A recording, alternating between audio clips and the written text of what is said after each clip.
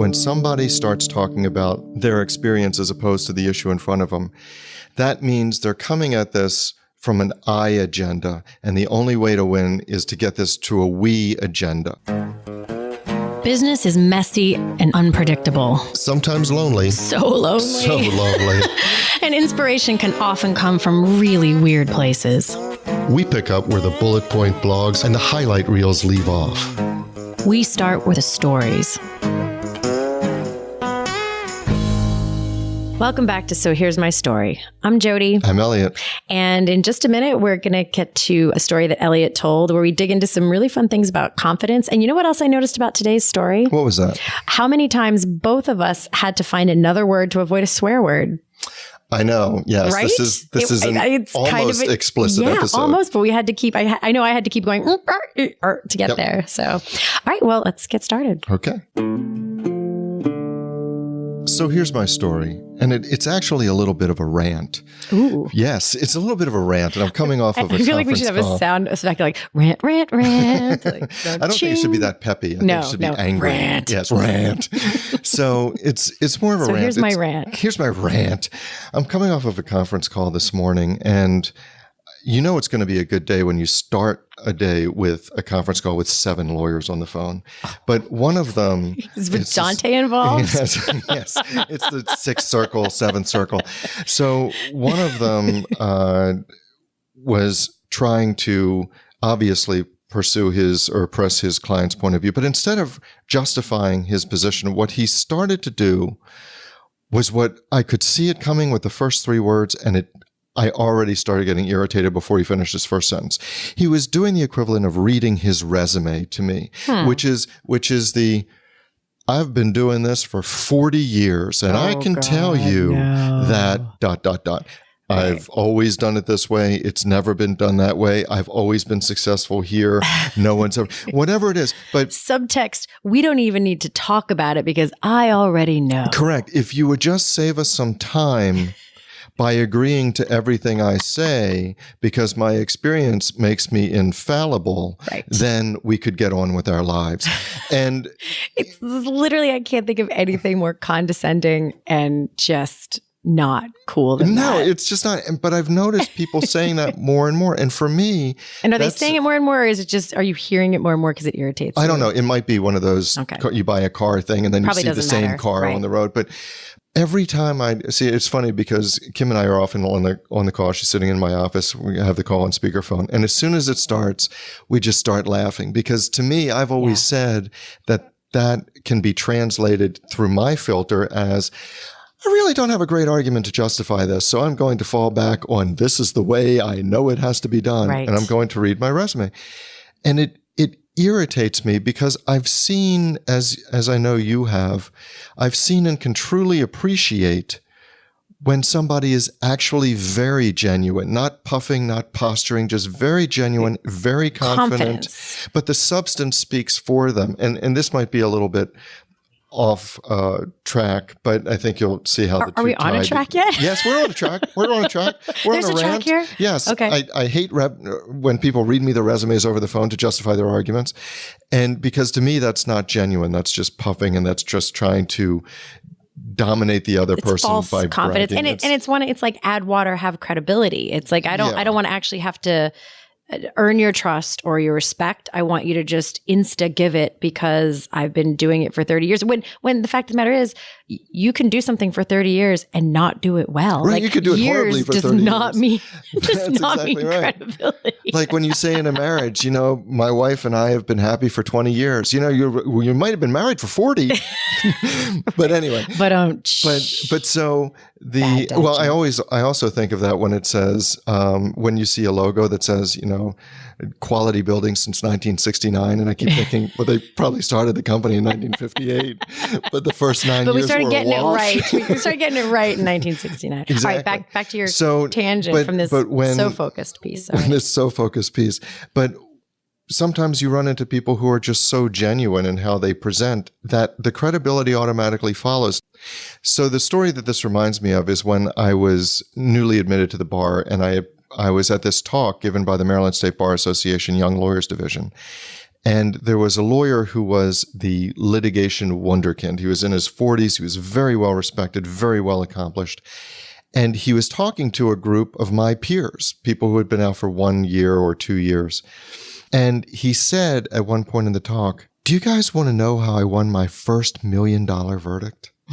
And we're all like, yeah, we do. Sparkles in your That's eyes. what we want. We want to know what's the secret to winning $1 million verdict. And he said, he leans in, he looks to the right, he looks to the left, he goes, "I screwed up a $10 million case." And I thought, I love this guy. Oh, that's amazing. He has instant credibility with me because he knows who he is. Right. He's not worried that every one of us goes out of that talk and thinks, geez, Jim screwed up a $10 million case. But no, you're thinking, this is a guy I want to sit down with and learn from. Well, it's also, I mean, oh gosh, there's so many different ways you can take that. I mean, it's also pointing out that, you know, there's a lot of different ways to win $1 million case. And one of them is by doing a terrible job at a $10 million case. Right. Exactly. Which goes to your point. When somebody says, I've been doing this for 30 years, and well, maybe you've been doing a horrible job for 30 years. Yeah, maybe you haven't. No, right. So I think it's so interesting to me. There's a couple pieces here. One is where you find genuine confidence and nerve or whatever you want to call it to do things. The other thing is then how you show that to other people. I mean, there's kind of two tracks there. So I want to hit on the first one first. It reminds me of a story that I love hats, and I've always loved hats, but it's hard for me to find hats that fit my overly gigantic skull. I have a freakishly large head. I did not notice 24 inches around. It's head. very hard to find hats for my head. You know your head circumference. I do, but that's a whole other story. All right. That's a story for a different day. If only we had a forum to tell stories. If only we did. Maybe another day. It has to do with nuns, but that's yet another story. Okay. So big head. Don't go to her hats. And I saw this cute little old lady. I mean, she's like the picture of the lady in like the little coat with the little hat that matches. And she's lovely. She's just absolutely lovely. And she looked so beautiful in her hat. And so I said something to her. I said, "Oh, I love your hat." And she kind of sparkle-eyed up at me, and she was tiny, which you have to be tiny to look up at me. And, cause I'm short. And she was like, "Well, thank you." And I said, "I've always wanted to be a hat person." I said, so it gets me excited when I see someone. And she gently puts her little hand on my wrist and she said, "Would you like to know how to be a hat person?" And I was like, "Oh, yes, I would. What's the secret? What's the secret, magic hat lady?" And she squeezed my wrist like not nice hard. I mean, like almost like dig your fingernails in hard. And her entire face changed and she goes, "Start wearing hats." And she walked off. That's a mic drop. Well, no, it was a total mic drop. But you know, above and beyond the hat implications of that conversation, there were a couple things in it that I loved. One was just the sort of just do it aspect of it, of stop fooling around and stop messing around, stop waiting to feel like you are someone who has been bestowed some grace from the gods that you can wear hats. The other aspect of it was her frustration of come on, like life is too short, wear the stupid hat. And that frustration was actually helpful to me in the like, oh, okay, this is silly, just wear hats. And now I wear hats. So whenever I wear hats and someone talks to me, about the hat, I tell them that story to pass on the wisdom. But and just to continue the theme of the incredibly unfocused episode that this is turning out to be. No, not at all. This is about where your confidence comes from. But I will tell you that there was one of the most influential things that I ever read was from Stephen King. Now, Stephen King, as you know, writes horror and the occult and whatever he writes. But he also has a book called On Writing, and it's just on the craft of writing. Mm-hmm. And he has a line in there that says, "If you're a writer, then write." Yeah. And I read that because it seems so stupid, but I read that because I always thought of myself as a good writer. And this is many, many years ago when I read this book. I had always thought of myself as a good writer, and I had done well in those classes, and I had won contests when they had them in school and things like that. But I had thought of myself that way, but I wasn't writing anything. Mm-hmm. And it made me think, oh, well, then I'm not a writer unless I actually write. Mm-hmm. I can't think. So yeah. And the flip side of that is I know people who write who don't consider themselves a writer. Like how we let words apply to us, I think is a big part of that. And I think it comes back to whether it attaches to something that feels like confidence. It's interesting. I participate in a podcast, a Facebook podcast group, and I will often see people post things about, well, I really want to start a podcast, or I really want to do this. How do I get the confidence to, I'm afraid I'll mess up. I'm afraid I'll do this. And I wrote back to this one, someone, I said, confidence only comes through doing things. Like there's no other way to get confidence other than through action. And other than, because if you don't, then I think it sounds like I've been doing this for 30 years. You have to lean back on something that actually doesn't have the weight behind it, because you haven't done the thing and enough that it just becomes, it builds the confidence behind the words, I guess. And I think you have to figure out how you want to present to the world and then justify that. You kind of start at the end. So if you want to be a hat lady, then you wear hats. Right. If you want to be a writer, then you write. If you want to be a podcaster, then you start a podcast. And if you want to, even in the conversations that I have, if you want to win the argument, or win the debate, then debate. Well, but I want to go back to your original story. So what do you think is going on when someone is relying on their 30 year? Like, do you think these are related, or are they two completely different things? I think that there are a couple of things going on. Number one, I think that it's intellectually lazy. I think they're, especially in my profession, you get to a point, maybe you're used to getting your way and you don't want to worry about it. But the other thing is that you become so entrenched, you don't want to allow for other ways of doing things. And eventually you get to the point where I want it that way because I want it that way. One example from this same conversation on the contract, I had said in the contract that we would put up the deposit, and the deposit is in the 7 figures within 3 business days of signing the contract. And he said, I've never heard of that. I want 1 business. And I said, well, you realize, of course, that we'll take the time. We'll just hold off for 2 extra days before we sign the thing.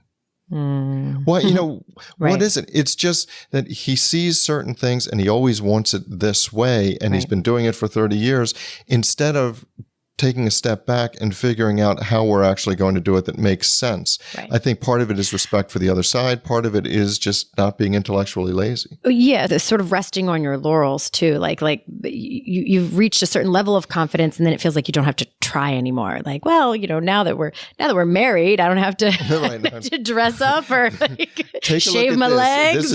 This is the best it's going to get.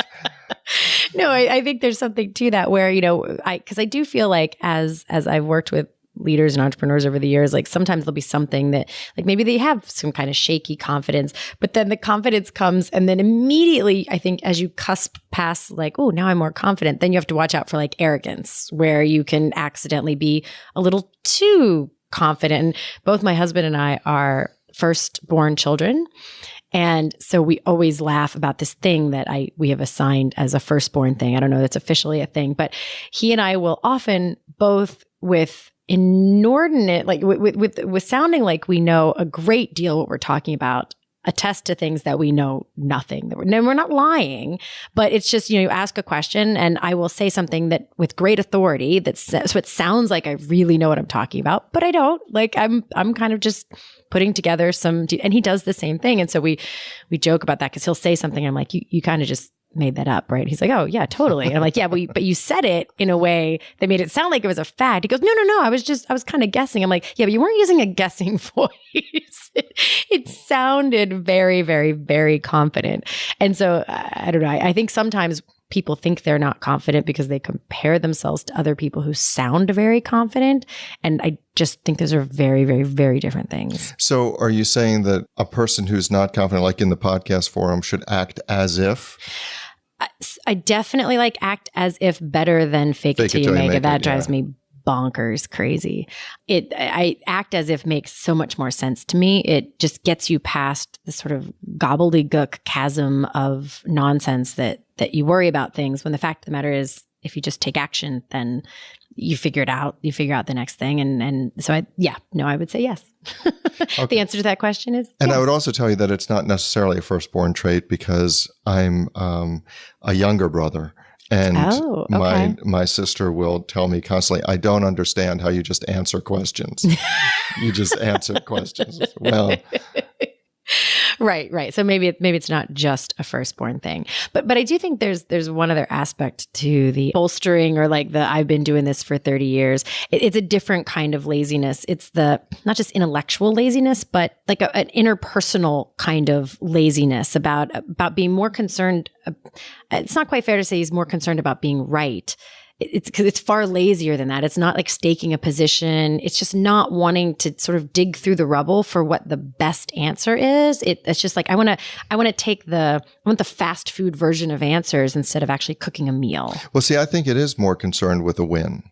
Oh, you think? I think it's more concerned, but not a win for us. I think it's more concerned with I win. I get more points. My way. Yeah.